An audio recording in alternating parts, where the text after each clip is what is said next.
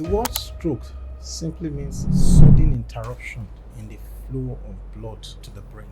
And the thing there is that a stroke has caused a lot of disability for many people, and it can also result to death if the severity is much. Two, if there's no timely intervention. Our brain is interconnected with a series of pipes that carries one blood from one part of the brain to another. When we have a block type of stroke, it is what we call ischemic stroke. When we have a burst type of stroke, it is what we call the hemorrhagic stroke. The leading cause of stroke in our environment. Ulab is empowering personal transformation for people of all ages through cutting-edge education in psychology and well-being. Today's episode, we are joined by one of the brightest minds in neuroscience, Dr. Yusuf Yakub, the leading consultant neurologist at the Federal Medical Center, Sabah. Dr. Yusuf brings a powerful, relatable framework that could help you cut your risk of stroke and other neurological challenges by more than 50%. So get your notebook, grab your pen and clear your schedule, because what you're about to learn and hear could quite literally change or even save your life. Dr. Yusuf, welcome to the Ulab show.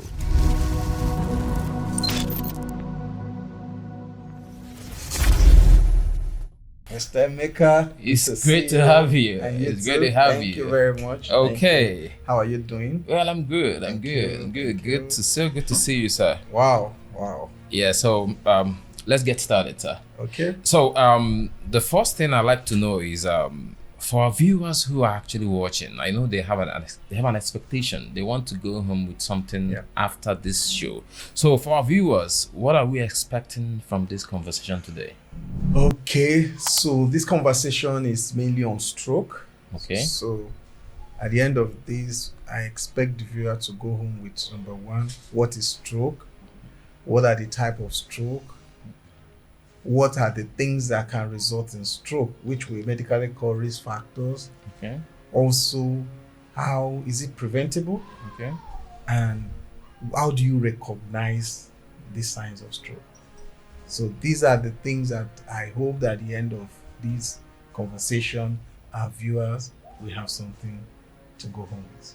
What is stroke actually? What is this stroke about, and how does it affect people in how they do things, maybe how they feel and how they relate with everyday life? What is stroke actually? Okay, so the word stroke simply means a sudden interruption in the flow of blood to the brain. And that is what a stroke is all about. Now, the sudden must be there. And the thing there is that a stroke has caused a lot of disability for many people, and it can also result to death if the severity is much. Two, if there's no timely intervention. Timely intervention and severity. So timeliness can also determine severity, right? Yes.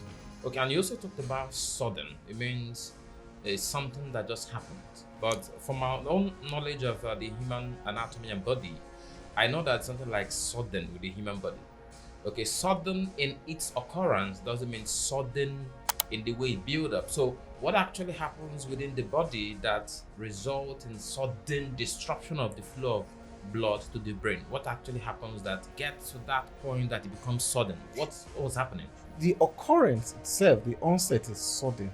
Yes. But what's led to the stroke per se is not sudden. Yeah. It's a process. Yes. It's an event that has been ongoing. And then I like to explain by likening the brain to the pipe in our house. Yes. Our brain is interconnected with a series of pipes that carries one blood from one part of the brain to another. Our functionality as human is from the control of the brain, meaning that it is actually the brain that gives information to your hand to move. Yeah. There is a part of the brain that gives information to the heart to pump. Okay. So when there's a compromise in the flow of blood to that place, this will cease to function maximally. Absolutely. However, you know that two things can happen to a pipe in your house. The pipe can block and it can burst. Yeah. So when we have a block type of stroke, it is what we call ischemic stroke. Okay. when we have a burst pipe of stroke, it is what we call the hemorrhagic stroke.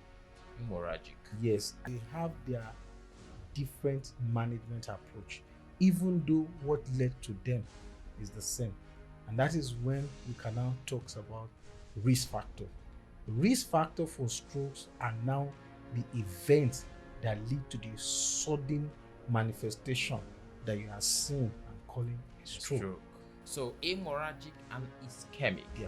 Okay, so one is sudden burst, then one is sudden blockage. There's a blockage. Right? Yeah. Oh, interesting. So let's debunk this myth, because I have a lot of young people saying, well, stroke is not for me, I'm not old. What is the reality presently? And what are the habits or what you might term as risk factor that expose both the young or old or anything in between to stroke? So the reality then used to be that stroke is more common in elderly. And the scientific explanation is that as you continue to age, your blood vessels stiffen. Yes. Two is that there are quite going to be a lot of risk factors that you grow into.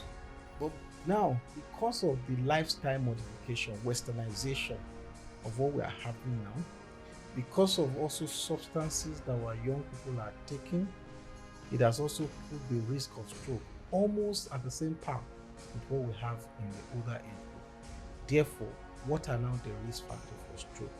Meaning, what are those things that I have or I could have that could put me at risk of stroke? We can classify this into non-modifiable and the modifiable. Okay? When we say non-modifiable, it means that it is just there. It is not your fault. Therefore, you need to pay regular attention to your health. Example is family history of stroke. If somebody has suffered a stroke in your family, you were not the one that caused it, but that puts you more at risk of stroke. So if you have a colleagues in the same age bracket, you need to be more conscious of your health than that person. Two, male gender. Male are more at risk of stroke. Then the third one is the age. As you continue to age, you are more at risk of stroke. But let's go to the modifiable, meaning things that you need to be aware of, things that you can do something about. Number one is uncontrolled hypertension. The leading cause of stroke in our environment is uncontrolled hypertension, either by virtue of the fact that many don't know that they are hypertensive, or they are aware they ignore, or they are aware they know they are on drugs but not regular, or they know they are taking drugs but not going for clinic checkup. The second one is diabetes mellitus.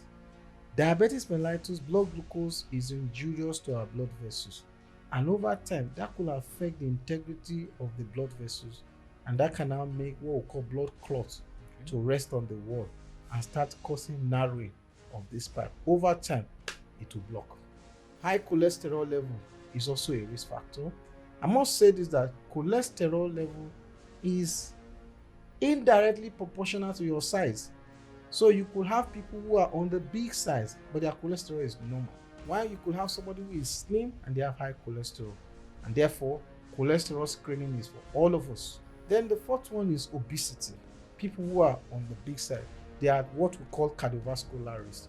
So they need to do everything to watch their size. Then alcohol, excessive intake of alcohol damages the brain. We also talked about smoking. This smoking releases chemicals that also further damage your brain.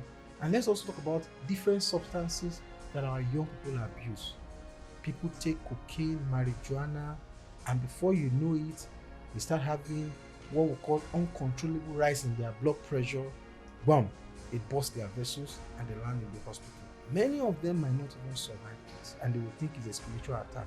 But what happens is that sudden rise in the blood pressure, you land at the emergency, you do all your best. Fortunately, it's already too late.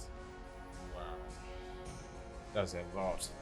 And so for our viewers who are watching and already understand what stroke is, sudden interruption of blood oil or blood flow to the brain, and For some of them, they have someone who is going through stroke, or they want to know what to do to prevent themselves from, having this stroke, to cutting it out, even if it's not completely. But how can anyone reduce their possibilities of stroke by more than a half?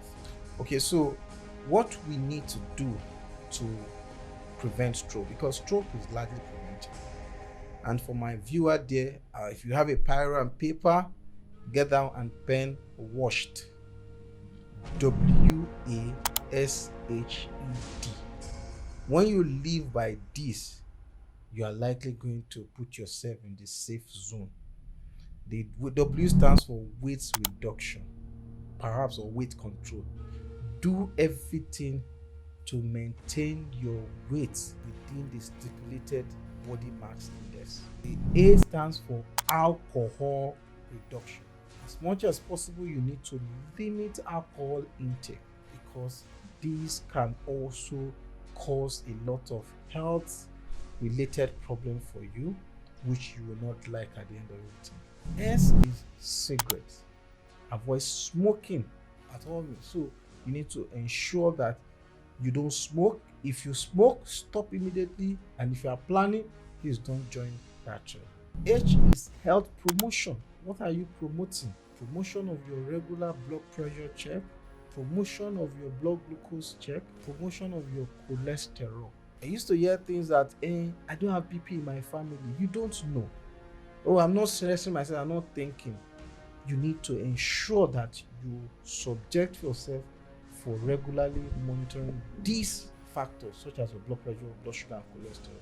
However, if you have either of these, I encourage you to take your drug regularly.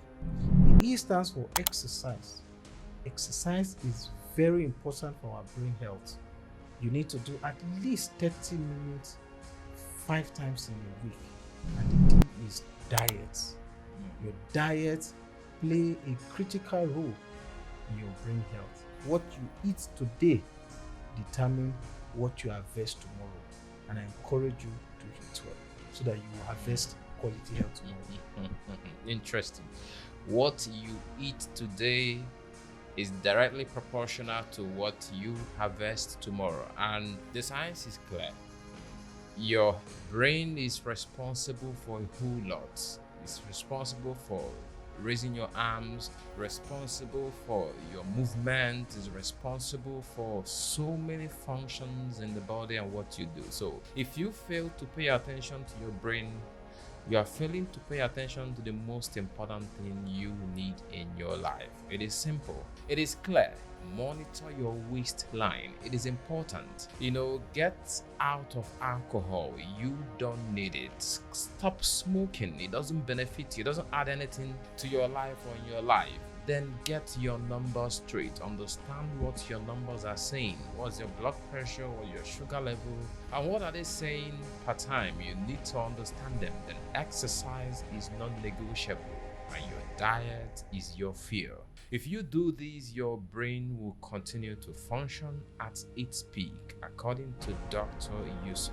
So, Doctor, thank you. And I would like to also find out, for people who have loved ones going through stroke, how can they support someone or their loved one going through stroke, mentally, emotional, or anything in between? Okay, so before I go there, and I would like to bring up the theme for this year, World Stroke Day. Oh, interesting.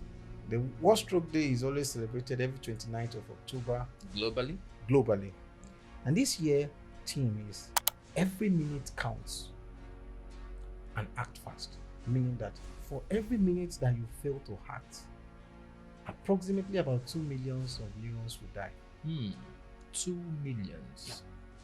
Yeah. And whatever delay that happen will impact on survival and recovery. So we are encouraged to act fast. And how do you act fast? That is the acronyms that I want us to know, to recognize when somebody around you, your neighbor, place of work, is showing sign of stroke. It is called be fast. B stands for balance. When you observe that somebody all of a sudden could no longer maintain his or her gaze, please go to the hospital immediately. E stands for eye. You observe that there is sudden blindness, the person cannot see suddenly. Please don't start postulating what could this be. Take the person straight to the hospital and let them unravel the mystery behind the sudden blindness. Yes. The F stands for face. When you observe that somebody's face is drifting to one side, we call it facial dropping, where you notice that the mouth will be shifted to one side. That is a sign of stroke, or could be a sign of stroke, so you need to rush to the hospital. The A is arm weakness. You observe that your friend, in an attempt to reach out to something, the hand drop easily. Then please go to the hospital. The S is speech. You observe that the person cannot complete a sentence, having difficulty talking, then that means that something is going on to the blood flow in the brain. And the T is time. Time is brain, and I repeat, for every time you lost, millions of neurons lost as well, and that will impact on the recovery of that person. The major problem we have in Africa is that many of our patients come to the hospital very late because of their understanding about stroke, because they still feel that stroke is a spiritual attack, and that impacts on their recovery. However, for those ones that have loved one going through stroke recovery process, I have a good news. The good news is that Federal Medical Center Asaba now have a place that we call the Community Life After Stroke Center, which is designed for those who suffer stroke with one disability or the others. And there they come together, they integrate with our trained stroke nurse, our trained physiotherapist, and then the patient interact. So we provide physical therapy, we provide psychological therapy, as well as speech therapy for our patient, and that will also helps in social integrating them very fast. Interesting. For viewers, the science is clear. If you get washed, you reduce your risk of stroke by more than 50%. Absolutely. But however, if you have someone who is already battling with stroke, at FMC Asaba, there is a recovery plan and a program designed to help you to make sure that you quickly get back on your feet. Dr. Yusuf would like to say thank you for coming to the Ulab show. Your words are impactful and hopeful. It is clear we've not only learned the science, we've learned what we can start doing today, because we live more on the preventive side. What can we do to not allow it happen? But when it happens, we can only be hopeful and live positively, knowing that we can get back on our feet again. And I hope you got something today, because I did. And all thanks to Dr. Yusuf. Thank you for having me on your show. The Chief Neurologist at FMC Asaba. Thank you for coming. Thank you so and we much. hope to see you again and again and again and again. Thank you very much. Thank you, sir. Thank you.